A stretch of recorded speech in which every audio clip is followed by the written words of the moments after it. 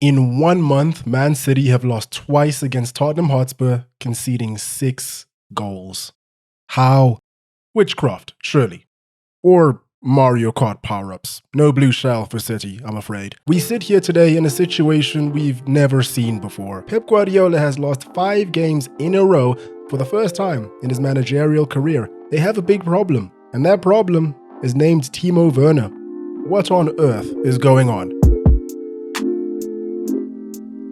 Hello, hope you're well, welcome back. I've been on this earth for almost 3 decades now, and I still can't explain Tottenham Hotspur. Can anyone explain to me how a team can lose 2-1 to Ipswich Town at home, a team that hasn't won a Premier League match in 22 years, only to go away to the best English club of the last decade and give them their first home defeat in 52 games? Now, I'm not a gambling man, but if I were, I'd put my life savings into Fulham looking like prime 2008 Barcelona and Spurs looking like 2008 Derby County when they play each other over the weekend. You can use that bet if you want, but if you do and you win big, expect an invoice from me. Here we have the last 6 games for Spurs. Somebody, please, make it make sense. It tells you all you really need to know about what you can expect from this team, and the simple answer to that is, that was your first mistake, expecting something? Never make any assumptions, it's just better that way. The actual answer to what's going on right now is that Postecoglou has a very direct, distinct, aggressive approach that he doesn't tweak all too much. Which basically means that when they're down, they keep pushing. When they're up, they keep pushing.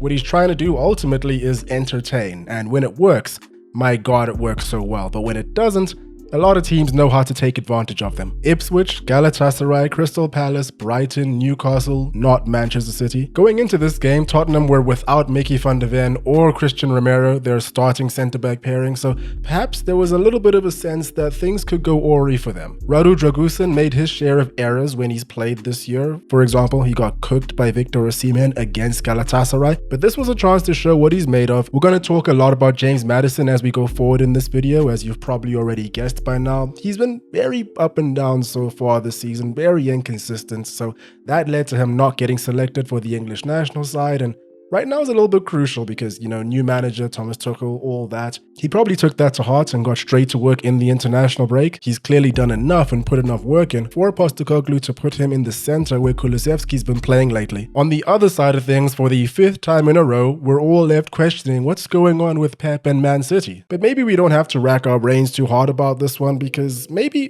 this game was just like the one against Brighton and it was just him extending his hand in friendship with Manchester United. Maybe not. Things have gotten so bad that Rodri is over here trying to divert attention from his club by saying Vinicius needs to pay more attention to the pitch and less on outside stuff. Bro, the Ballon d'Or was weeks ago. Why are we still talking about this? I honestly can't recall the last time I've seen this many quotes and clips about Rodri outside of post-match interviews, you know, press conferences, which he's contractually obligated to do. But you know what? If you're ever gonna take a time to start sharing your opinions and your feelings, why not do it when you have a golden ball by your side? Anyway, while he's been coming out of his shell and giving his opinion more and more off the pitch, Man City have been getting battered on it. You think Pep Guardiola maybe saw how much crap people were talking about Rodri and him not deserving it, that he decided to go out and show everyone just exactly how much he did by losing? City have conceded 14 goals in 5 games. I honestly cannot believe it. 2 teams scored 4 against them, and one of them was managed by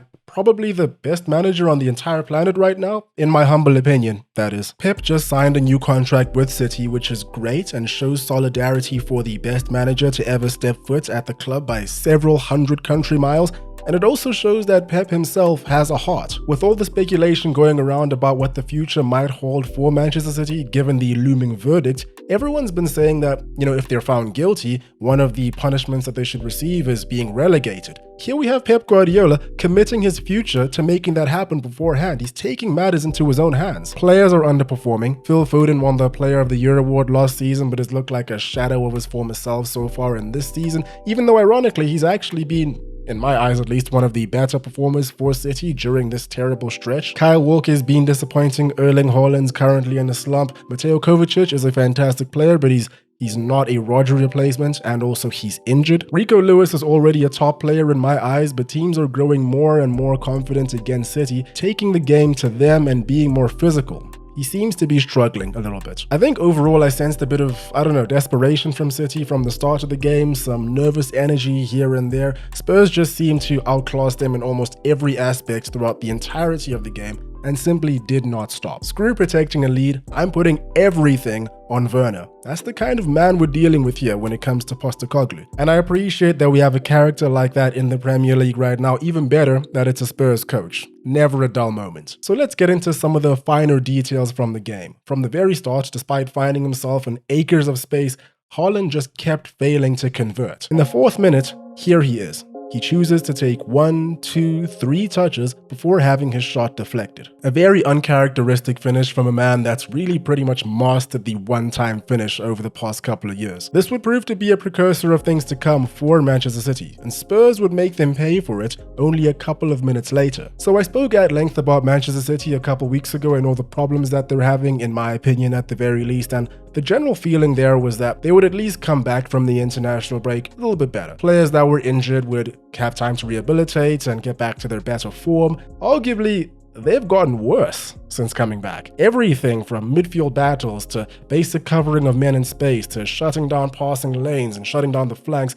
they're just being exposed so dearly. So throughout the match, City did their usual routine of trying to win the ball high up the pitch and get themselves on the front foot. The only issue is that they weren't very good at doing that in the game, and when it failed, which it often did, Spurs were in more space than R9's gap tooth. Like I said, I thought that at the very least City would get better because of the returns of Manuel Akanji and John Stones. This did not happen. For Spurs' first goal, Dejan Kulusevski does a fantastic job of shaking Josko Gvardiol and has all the time in the world to look for someone to find in the box. Pedro Porro pulls Gvardiol away to allow that space, and here comes Maddison with a late run, who has no problem with leaving Ilkay Gundogan in the dust. In the actual game, you could hear Gundogan signaling for John Stones to cover Maddison's late run, but he can't actually do that as Solanke is right here in front of him and is moving towards the ball unattached. It goes over to Maddison and he taps it in from close range. This move just happened too fast. Kulusevski's ball is too good, Maddison's running line is too direct, Man City did not stand a chance whatsoever and were too disorganized to do anything about it. Now, to me, the best example of the gap and the precision that these two teams displayed on the evening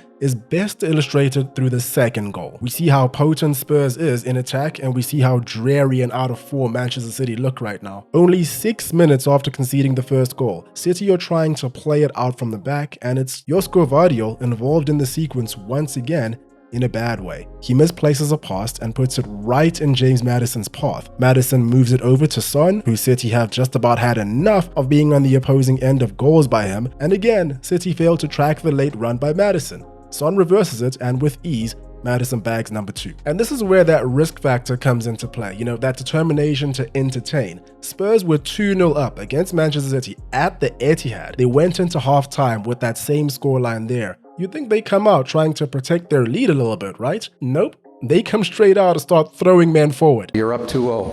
What's the story? Are you not happy, or you're only half happy, or? Still to be happy about. You're up 2-0.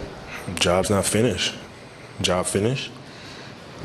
No, I don't think so. They pushed the ball up for the third goal, and everyone seems to be willing to join the attack and press forward to provide options. Kulusevski does the initial carry out of his own half, combines with Son, and finds his man in the box. Basuma arrives late and is free. Porro arrives late and is free. This is Man City's starting centre-back, Manuel Akanji, standing on the edge of the box when the ball is cut back to Porro. And of course, this wouldn't be a true showing and display of Man City's horrible form right now if we didn't include the exploits of everyone's favourite right-back, Kyle Walker. In almost every freeze frame for each goal, we see just how close he is to the eventual ball, yet, when watching in real time, he may as well not even be on the pitch. Notice how I said almost every freeze frame. Here's the third goal. You notice anything?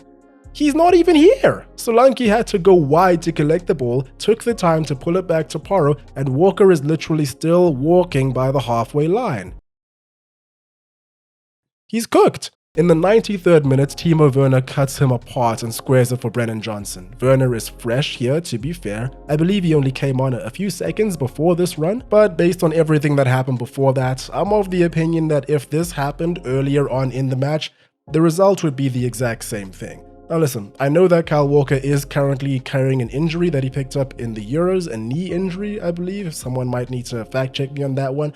But still, the fact that he's on the pitch means that this sort of situation is going to keep happening over and over, and when it does, I don't think anyone's going to be too fussed about what's fair and what isn't. For City and for City fans, it is a tiny bit tragic because City were playing some pretty good ball in this game. They had some great chances, they were just very poor in finishing them off. Haaland can't score for his life right now, and they were misplacing passes like crazy. Ilkay Gundogan is nowhere near as sharp as he was for City before, even as he was for Barcelona only a couple of months ago. City are usually so sharp on how they move the ball and beat the press and really make teams pay for any mistakes that they make. But right now, they don't really seem to have the ability to do so. You combine that with the fact that Spurs are this team that just gamble all the time and are hunting down the ball relentlessly like a pack of wild dogs, and what you get is the perfect storm. Listen, if you want me to say it, I'll say it. Man City are in a crisis right now. I was willing to overlook the idea of it over the last few games because all 4 of their previous losses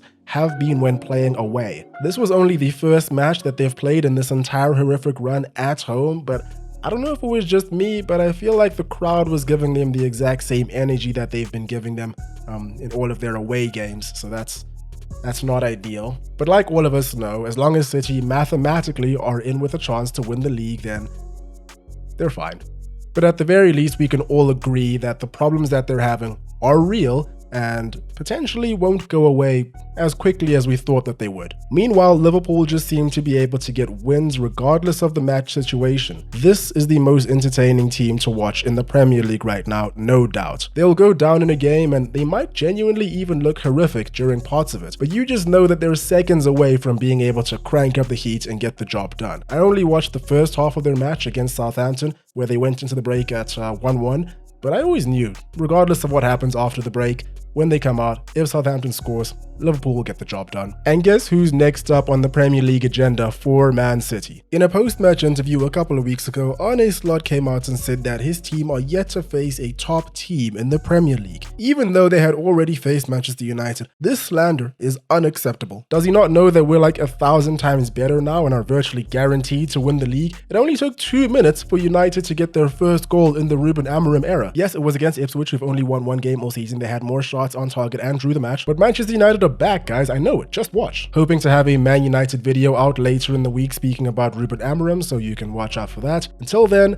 there we have it. Let me know what you guys thought about Man City, Tottenham, this crazy game. That's all for me today. Hope you guys enjoyed. Hope you're having a great day. Cheers, and I'll catch you in the next one.